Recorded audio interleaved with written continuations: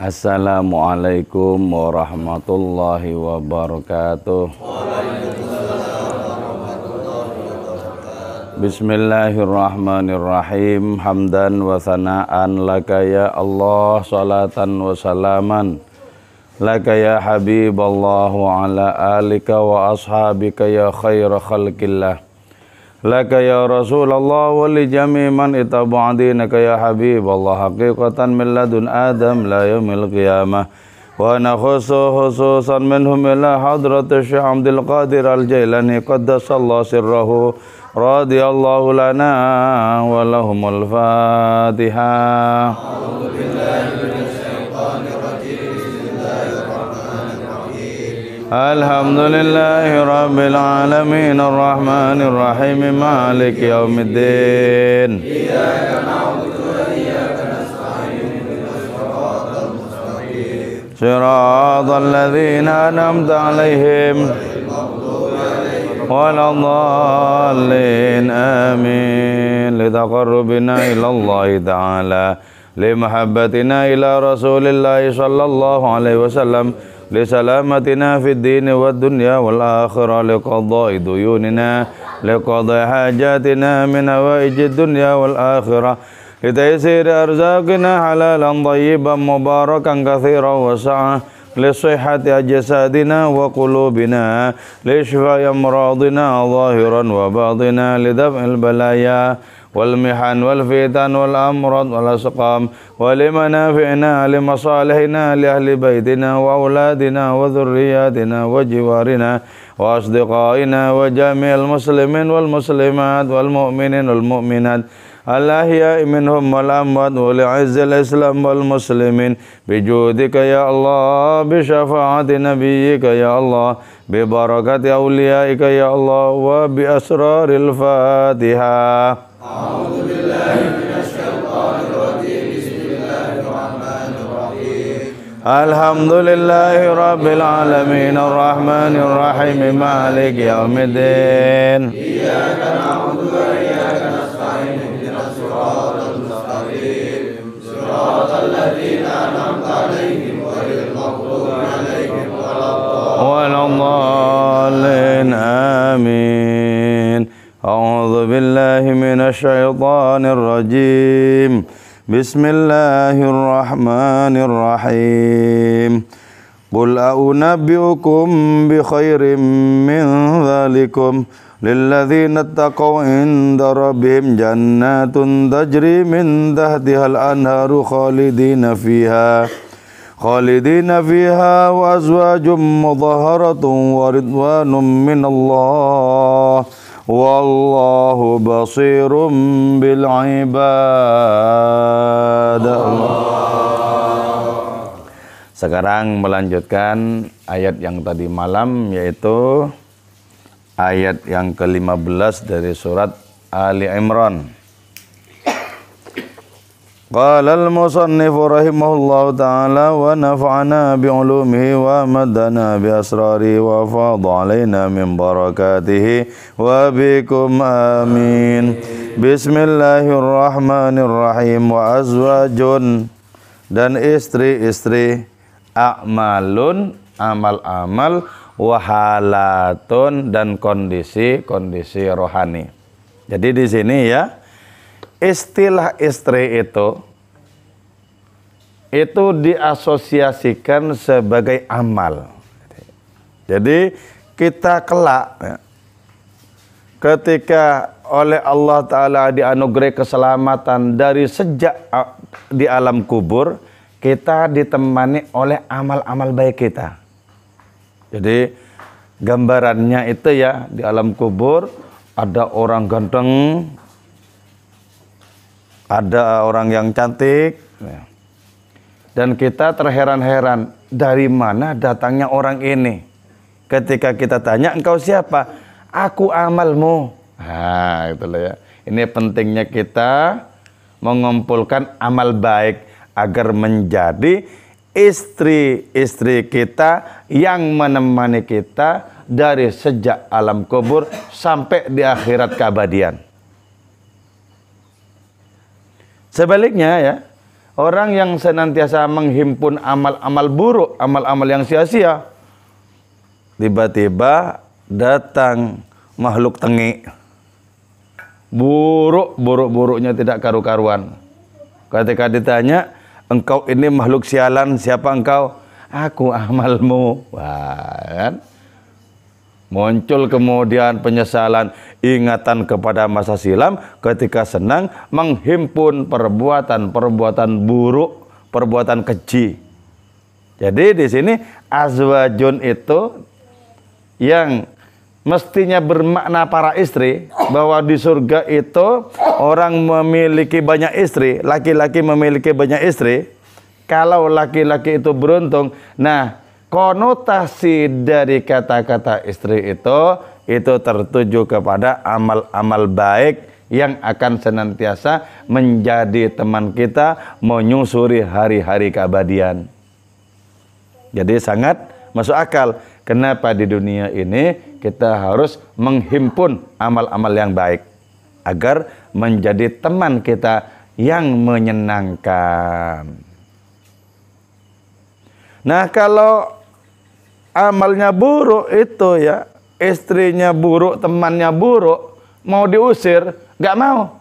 Diusir gimana? Wong aku ini amalmu gitu. Nggak bisa diusir itu. Nggak bisa di-delete. Di-delete muncul, nggak bisa. Kenapa? Amal kita. Jadi karena itu himpunlah amal-amal yang baik untuk menjadi bekal kita menyusuri hari-hari keabadian. Gitu.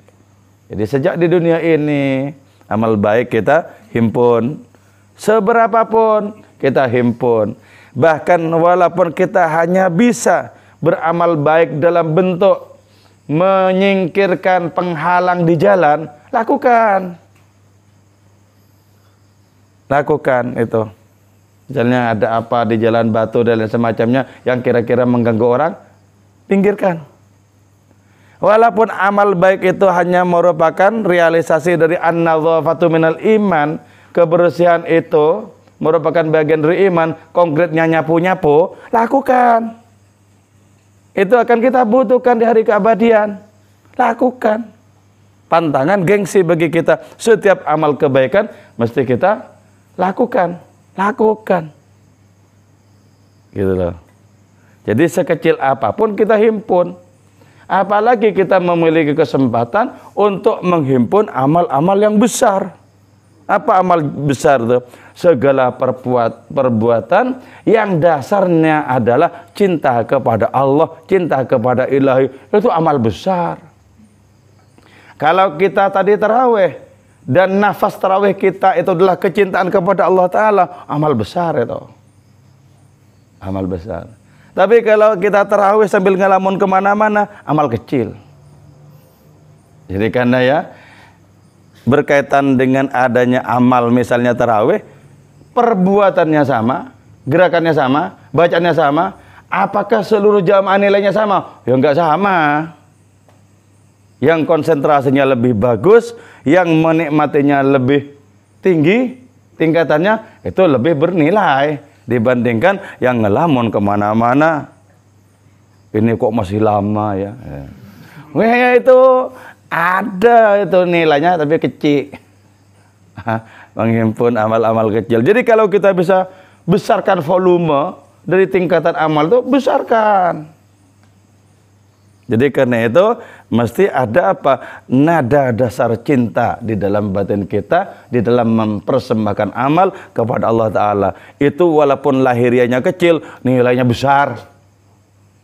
Kalau transaksi amal kita dengan Allah Ta'ala, besar. Lahiriahnya kecil, tapi karena dasar dari amal itu adalah kecintaan, besar juga nilainya. Jadi karena itu kita berikhtiar untuk memfullkan volume dari nilai tangan kanan bosan gudir ya. Kan lagi ulangi belum? Ya. Jangan sampai bagus, kelas berapa?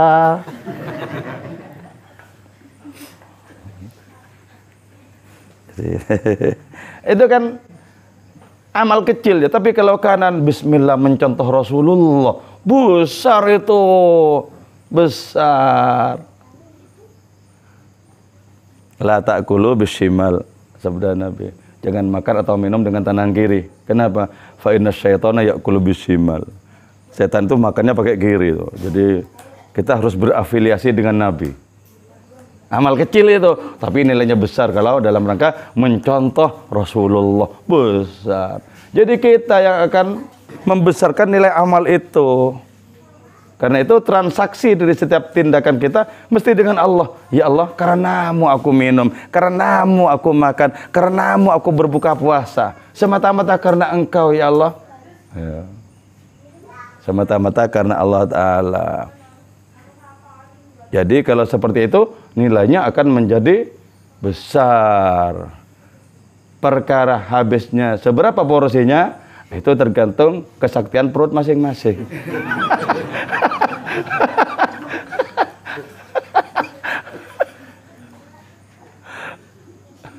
Mestinya semakin banyak porsinya makin banyak nilainya. Kenapa? Sambil makan menikmati kenikmatan Allah Ta'ala. Bismillah, Allah hebat, hebat.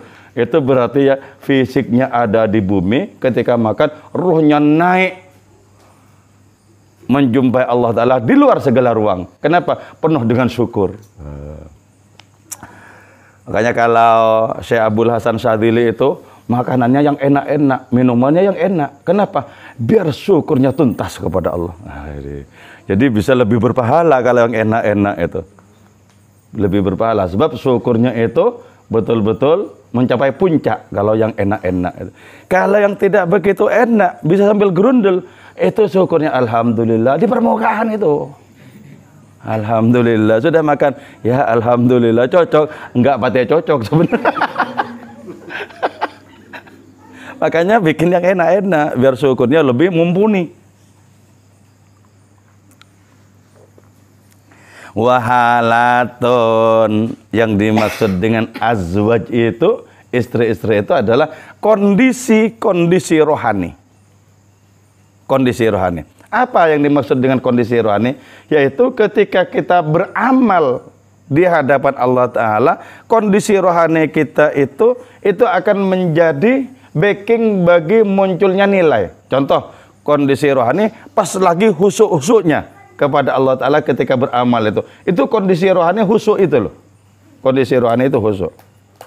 Nah, ketika kondisi rohani itu datang berulang-ulang dan terus menerus, itu namanya makom alias kedudukan rohani. Contoh ya, setiap kali makan ingat si pemberi karunia, ingat Allah Ta'ala. Dan terus-terusan itu tidak kondisi rohani, tapi kedudukan rohani. Jadi kedudukan rohani itu lebih given, lebih mapan dibandingkan kondisi rohani. Kalau kondisi rohani hanya sewaktu-waktu. Tapi kalau kedudukan rohani terus-menerus. Setiap kali makan misalnya langsung yang terbayang itu Allah yang memberikan rezeki. Makanya ya, saya kasih trik ya. Bagaimana kita makan itu tidak kalah husuknya dengan kita sholat. Triknya gimana? Triknya itu adalah kita usahakan ru'yatul mun'im ala ni'am. Menyaksikan Allah sang pemberi nikmat ketika kita sedang menikmati karunia-Nya itu loh. Jadi saksikan Allah yang mau memberikan nikmat itu. Kita makan, Allah engkau maha hebat, maha hebat. Nah, itu berarti ketika makan seperti itu sesungguhnya orang tadi mengalami mi'raj, mengalami pendakian kepada Allah Subhanahu wa Ta'ala. Makan loh. Makanya ada orang sufi bernama Syekh Surowardi dengan tandas mengatakan, husukku kepada Allah ketika aku makan tidak kalah dengan husukku kepada Allah ketika aku sholat. Hebat ya. Jadi karena itu kita wajib mempraktekkan ya. Dari nanti dan seterusnya, praktekkan. Gagal maning, praktekkan lagi. Gagal lagi, baru ingat setelah makan, lah nambah makannya. Ini sebagai ganti dari tadi yang lupa gitu.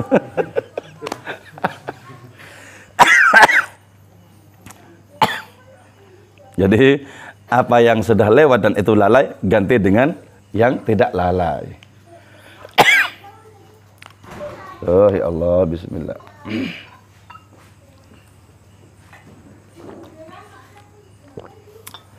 Jadi kondisi rohani. Kondisi rohani ketika sudah mapan berubah menjadi kedudukan rohani. Ketika menjadi kedudukan rohani, maka langganan terus. Setiap mengerjakan kebaikan itu berjumpa dengan Allah lewat kebaikan itu. Langganan. Langganan. Dan makom-makom atau kedudukan-kedudukan rohani itu banyak. Ada makom ridho terus terhadap berbagai macam ketentuan Allah Ta'ala. Apa saja itu, lapang sudah batinnya. Ada makom syukur, bersyukur terus kepada Allah Ta'ala. Apakah yang didapatkan manis atau pahit? Bersyukur terus, sama saja, sama-sama bersyukur. Kasih manis oleh Allah bersyukur, kasih pahit bersyukur. Itu namanya kedudukan rohani yang bernama syukur. Terus-terusan bersyukur. Kalau sampai orang bersyukur, baik ketika berjumpa dengan hal pahit ataupun manis, maka orang itu akan masuk surga tanpa diperiksa. Kenapa? Akrab dengan Allah Ta'ala. Jadi kalau kita pengen masuk surga tanpa diperiksa-periksa, bersyukurlah kepada Allah. Apakah kondisi kita itu prima atau kondisi diri kita itu sedang tidak fit? Apakah kondisi kita berkecukupan atau berkekurangan? Tetap bersyukur. Apakah kondisi kita sehat maupun sakit? Bersyukur terus. Kalau sudah bisa bersyukur, terutama berhadapan dengan yang pahit-pahit, maka orang itu masuk surga tanpa diperiksa. Ayo masuk. Ini sudah akrab, sudah ngefriend. Ayo masuk. Gak usah ditanya-tanya. Yang ditanya-tanya itu kan karena belum akrab, mencurigakan itu. Ditanya, mencurigakan. Ini kok agak asing wajahnya ini. Sini. Gimana sih amalmu, coba? Buka kitabmu, coba isinya apa? Catatan amal baik atau buruk? Itu mencurigakan. Kalau sudah familiar, sudah konco itu. Sudah ngefriend. Masuk. Ini enggak asing lagi nih. Aku tahu kamu itu bersyukur berhadapan dengan yang getir maupun berhadapan dengan yang manis. Masuk. Enak ya gitu toh? Enak. Jadi karena itu kita mencari posisi yang istimewa. Sehingga tidak berbelit-belit kelak di hadapan Allah Ta'ala. Enggak berbelit-belit kalau istimewa itu. Langsung dikasih kedudukan. Mutahharatun, amal itu, kondisi rohani itu disucikan, ay khalisatun, suci dari apa? Min kadri ra'unah, dari keruhnya kebodohan. Orang yang amalnya itu bercampur dengan riya misalnya, bercampur dengan adanya pamrih, bercampur dengan adanya niatan yang lain, itu disebut sebagai apa? Kotornya kebodohan. Jadi kalau orang cerdas secara rohani itu amalnya tidak kotor, pasti murni ikhlas karena Allah. Amalnya itu nggak kotor, nggak karena pamrih manusia. Kenapa ngaji dikasih ini dan itu biar terkesan wah sama tetangga, kotor itu. Walaupun juga mengenakan para jamaah, kotor. Kenapa? Masih ada pamrih dari elemen manusia. Tapi kalau memang kasih yang enak, mutlak karena Allah Ta'ala, nggak peduli dengan penilaian orang, itu suci, bersih itu. Bersih. Dari apa? Dari keruhnya kebodohan. Jadi kalau sampai amal kita keruh, itu karena rohani kita bodoh. Tapi kalau amal kita itu bersih, itu karena rohani kita itu disucikan oleh Allah Subhanahu wa Ta'ala. Waria. Yang membuat amal itu tidak bersih ada riya. Riya itu apa? Yaitu kita beramal tidak mutlak karena Allah, tapi masih tersangkut paut dengan adanya pujian-pujian manusia. Dan hebatnya ya, riya itu bisa menghinggapi orang yang sholat tengah malam sendirian. Bisa riya? Bisa. Caranya gimana? Caranya itu adalah orang ini sholat sendirian tengah malam dengan membayangkan disaksikan banyak orang di masjid raya. Allahu Akbar. Bayangannya itu loh. Bayangannya beribadah di tengah masjid dan disaksikan banyak orang. Padahal sendirian. Itu berarti sendirian tetap bisa riya loh. Sendirian. Jadi tetap hati-hati. Bukan karena sendirian terus kemudian ikhlas. Oh belum tentu. Belum tentu. Siapa tahu membayangkan makhluk-makhluk yang tidak jelas itu. Jadi membayangkan orang, membayangkan manusia yang sesungguhnya tidak ada di situ. Lihat. Terus khaliyatun, sepi atau bebas anil maili dari adanya kecondongan ilal bid'ah kepada adanya membuat-buat. Membuat-buat itu gimana? Bid'ah itu gimana? Bid'ah itu menambah-nambah adanya amalan yang sudah ditentukan. Yang sudah ditentukan. Contoh, misalnya ya,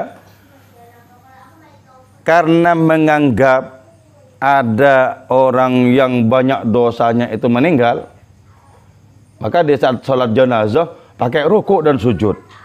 Kenapa? Besar sekali dosanya jenazah ini. Nah, itu menambah-nambah itu.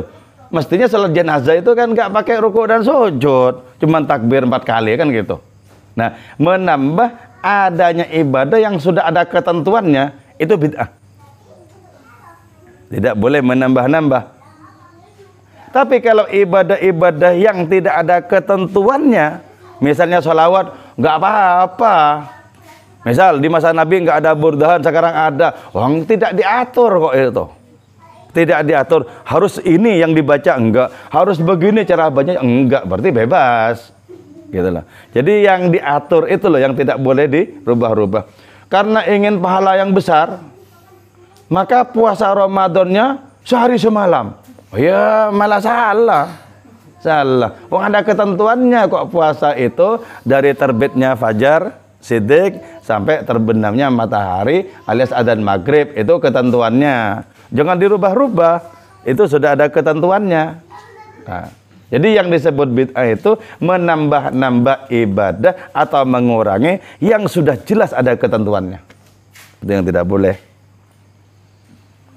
Wal ahwa, yang disebut dengan amal yang tersucikan itu juga terbebaskan dari adanya gemuruh hawa nafsu. Gemuruh hawa nafsu.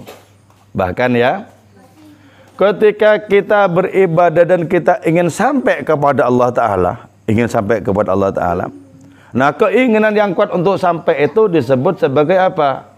Disebut sebagai syahwat untuk sampai, syahwatul wusul, syahwat untuk sampai kepada Allah itu tercela loh. Jadi dari saking semangatnya ingin sampai kepada Allah Ta'ala, bersyahwat dengan ibadahnya itu agar sampai kepada Allah Ta'ala, tercela. Uang tugas kita itu beribadah tuh, sampai atau tidak sampai tergantung kita disongsong atau tidak. Kalau disongsong, walaupun kita baru melangkah 1 kaki saja sampai kepada Allah Ta'ala. Kalau disongsong oleh Allah Ta'ala. Kalau tidak disongsong, berapa langkah sekalipun kita tidak akan pernah sampai kepada Allah Ta'ala. Jadi sampainya kita kepada Allah itu karena disongsong oleh Allah Ta'ala setelah kita berikhtiar. Tapi yakinlah kalau kita ikhlas mendekat kepada Allah Ta'ala dengan mendekat 1 jengkal, Allah akan mendekat kepada kita 1 hasta. Kita mendekat 1 hasta, Allah mendekat kepada kita 1 depa. Kita mendekat kepada Allah dengan berjalan, Allah menyongsong dengan berlari.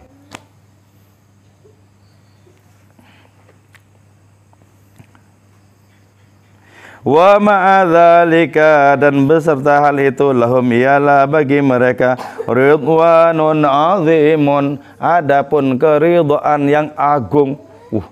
Orang ya, kalau beramal dengan landasan mendapatkan ridha Allah Ta'ala, 1 amal itu melampaui seluruh amal yang landasannya keikhlasan. Kenapa tingkatan ridho itu kok tinggi? Sebab di dalam makom ridho itu ibaratnya kita tukar-tukaran dengan Allah. Ku berikan diriku sepenuh-penuhnya kepada Allah, Allah memberikan dirinya sepenuhnya kepada kita. Jangan rame. Sana. Jadi makom ridho itu adalah makom yang sangat tinggi. Jadi amal kita yang landasannya ridho, 1 amal saja itu nilainya sangat besar, timbangannya sangat berat. Kenapa? Karena kita ibaratnya dengan ridho itu kita mendapatkan Allah. Dan mendapatkan Allah itu hakikatnya adalah mendapatkan segala-galanya. Jadi kalau sampai Allah meridhai kita, itu merupakan anugerah yang enggak tanggung-tanggung, itu anugerah yang sangat besar. minallah dari Allah, liyuhaqqiqahum agar memberikan pengalaman itu Allah, agar merealisasikan itu Allah, hum kepada itu mereka, fi maqamil ubudiyah di dalam makom penghambaan, waridha dan ridha bima dengan sesuatu, jara yang berlaku itu ma'alaihim atas mereka, minal qadha dari ketentuan Allah Ta'ala. Jadi orang yang sudah ridha kepada Allah Ta'ala itu, apapun nasib, apapun takdir yang ditimpakan oleh Allah kepada orang itu, biarpun nasib takdir itu getir dan pahit, tetap diterima dengan lapang dada. Kenapa? Karena tahu siapa yang mengirim. Nah, itulah. Bukankah kalau kita berpikir tentang siapa yang mengirim, maka sesungguhnya apapun yang dikirimkan kepada kita sama atau? Kita menerima uang 10.000. Terus orang lain menerima uang 100.000, tapi pemberinya sama. Mestinya yang dapat 10.000 ini enggak iri. Kenapa? Pemberinya sama kok. Gitu loh. Pemberi sama. Tapi kalau masih iri, oh itu berarti tidak melihat yang memberi, melihat pemberian itu. Betapa jauh jarak antara orang yang menerima dengan melihat pemberian dan melihat si pemberi. Jauh jaraknya. Jadi kalau kita itu melihat yang memberi, maka seberapapun nasib ekonomi kita, kita menikmati. Karena kita menikmati si pemberinya itu.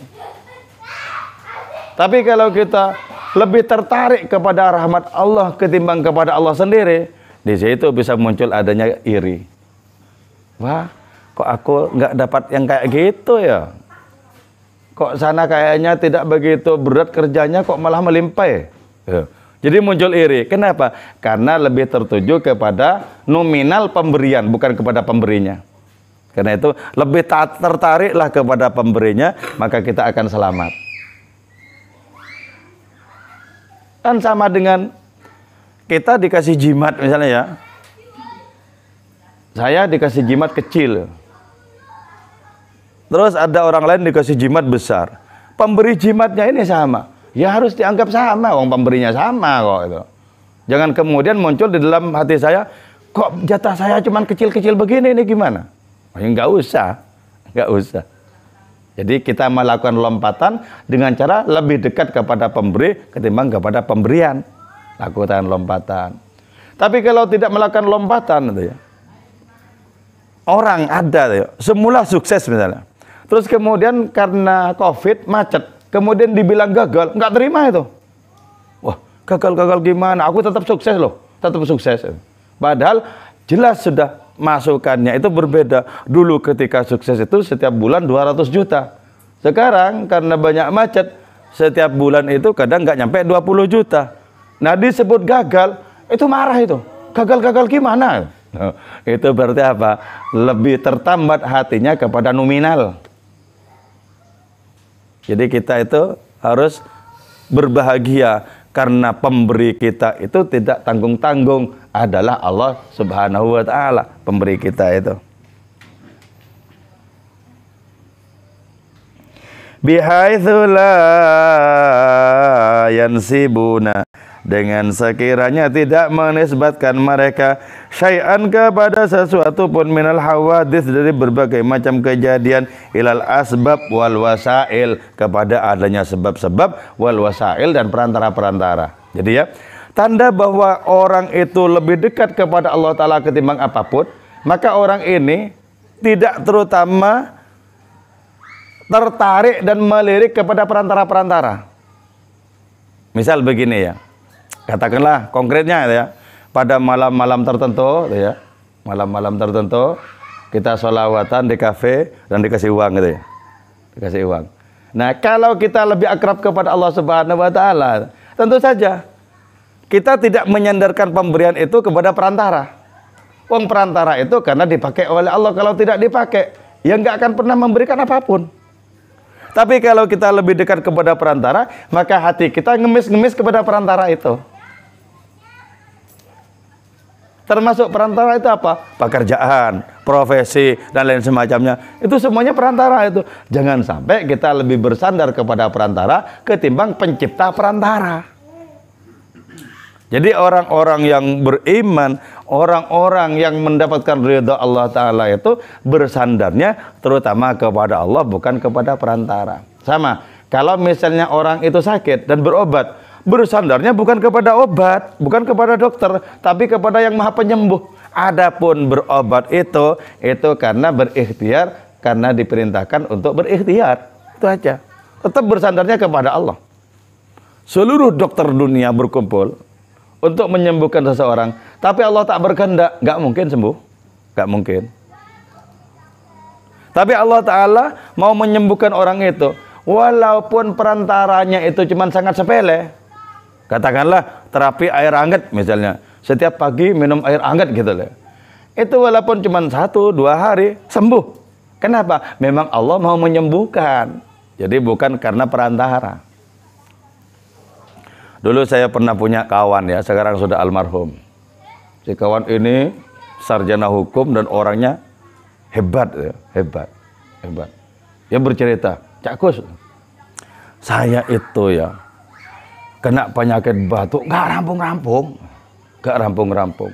Periksa ke dokter umum, tetap saja masih batuk-batuk. Periksa ke dokter spesialis, tetap saja. Beli 76, sembuh. Jadi kalau sekarang saya sakit batuk, langsung ke 76. Dikirain yang menyembuhkan itu 76.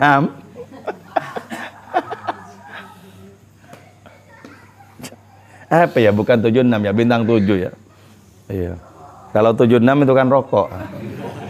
Jadi kan saya itu kan jenis-jenis obat masa lalu, jadi lupa ya. Bintang 7 ya. Sekarang masih ada apa enggak tahu. Oh, masih. Bala yarawnal wasaita, bahkan tidak melihat itu mereka orang-orang yang dapat ridha Allah Ta'ala itu al wasaita kepada perantara. Dilewati perantara itu. Ngelihatnya langsung ke kemurahan Allah Ta'ala, langsung kepada kehendak hadiratnya, dilewati perantara. Kalau orang tidak mendapatkan ridho, orang tidak menyaksikan Allah Ta'ala, bersandarnya kepada perantara itu. Nabi Musa ya, itu pernah terjebak kepada bersandar terhadap perantara itu. Suatu saat ketika lari dikejar oleh bala tentara Fir'aun, Nabi Musa itu mengalami sakit perut. Ketika bermunajat kepada Allah, ya Allah, sakit perut, tolong disembuhkan. Allah berfirman, larilah engkau ke tepi gunung itu dan ambillah pohon ini, ambillah daun pohon ini, terus ules-uleskan ke perutmu. Berlari Nabi Musa karena perintah Allah Ta'ala itu, ngambil daun di lereng bukit, di lereng gunung itu, ulus-uluskan, sembuh. Nah, beberapa waktu kemudian sakit lagi, langsung lari tanpa perintah, diulus-uluskan, enggak sembuh. Ya Allah, kok tidak sembuh? Siapa yang nyuruh?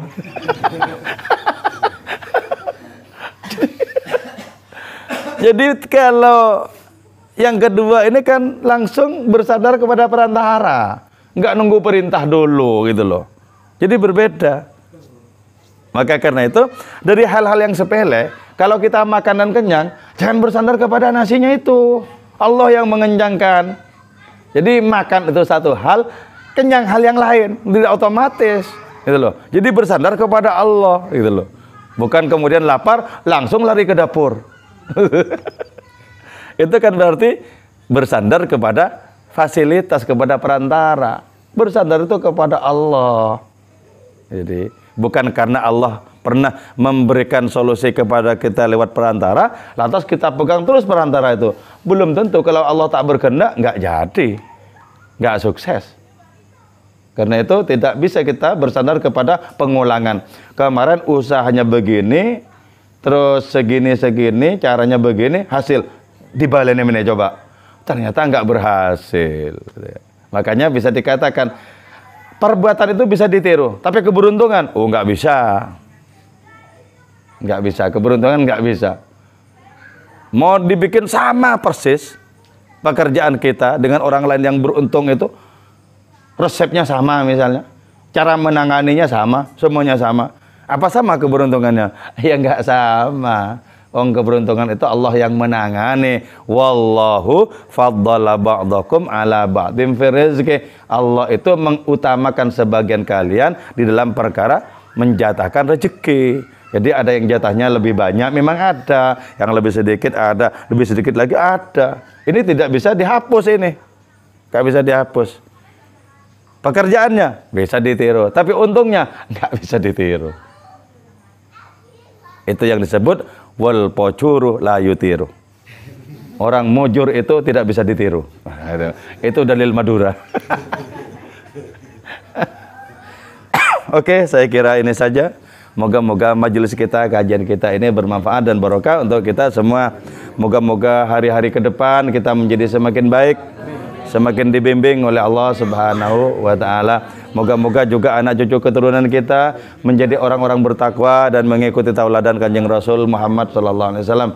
Moga-moga kita senantiasa sehat walafiat, dijauhkan dari berbagai macam bencana, dijauhkan dari berbagai macam penyakit yang sulit obatnya, dan kita dipanjangkan umur oleh Allah Subhanahu wa taala. Moga-moga negara kita ini senantiasa dalam lindungan Allah Subhanahu wa taala. Wal afu minkum. Wassalamualaikum warahmatullahi wabarakatuh. Maulaya shalli wa sallim daiman